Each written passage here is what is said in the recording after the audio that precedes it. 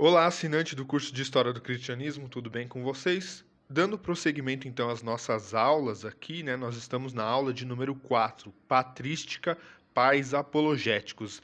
No vídeo anterior eu falei um pouco sobre o Concílio de Nicéia, né, e toda a controvérsia ariana, né? E nesse vídeo eu vou falar um pouco das chamadas heresias. Por quê? Quando a gente fala de patrística, pais apologéticos, nós estamos falando dos bispos, dos padres, dos pensadores do cristianismo que estavam fazendo apologias, ou seja, uma defesa da fé cristã diante de determinados segmentos. Então, esses pais apologéticos, eles estão defendendo o cristianismo diante dos romanos, né, que estavam perseguindo eles, mas também diante de determinadas doutrinas e formas de cristianismo que foram surgindo naquele período, que foram considerados por esses pais apologéticos como heresias. Então eles escrevem defesas da, entre aspas, fé cristã considerada por eles verdadeira ou correta contra essas chamadas heresias. É claro que do ponto de vista da história, da historiografia, da história como ciência, a gente não toma partido nisso. A gente não, para o historiador, não existe heresia e ortodoxia, né? Isso aí é uma visão mais religiosa. Para nós, o que existe são diferentes formas de cristianismo. E é um pouco sobre essas diferentes formas de cristianismo que eu quero falar um pouco nessa primeira parte aqui da aula, tá? Nessa segunda parte, aliás, da aula, tá? Para a gente saber justamente quando a gente for falar de Irineu de Lyon, quando a gente for falar de Santo Agostinho, Orígenes, para a gente justamente entender o que esses caras estavam tentando combater, né? Então vamos lá.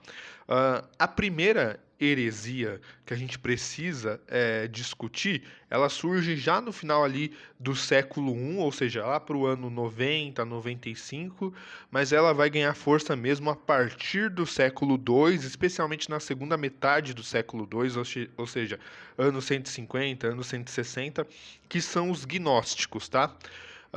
É muito difícil definir o que são gnósticos, porque não existiu um único grupo chamado gnósticos, tá? Existiram vários grupos diferentes e que vêm dessa mesma corrente dos gnósticos, ok? Mas talvez a definição do ponto de vista histórico, talvez a definição teológica seja diferente. Mas do ponto de vista histórico, a definição que mais assim se adequa ao que são os gnósticos é que eles são um grupo de cristianismos que aderiu ao sincretismo religioso. Ou seja, o que é sincretismo religioso? É quando uma religião se mistura com outras religiões ou com outras culturas, filosofias, enfim.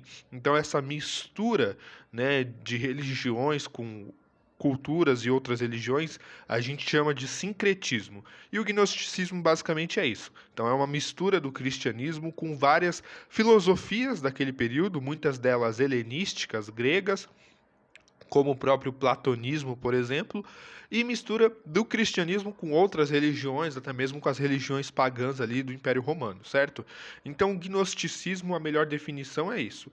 Existiam vários tipos de gnosticismo. Um deles, muito conhecido, é o gnosticismo chamado docetismo, tá? Surge ali por volta do ano 135 ao ano 160 depois de Cristo, ou seja, né, final da primeira metade do século II e segunda metade do século II, tá?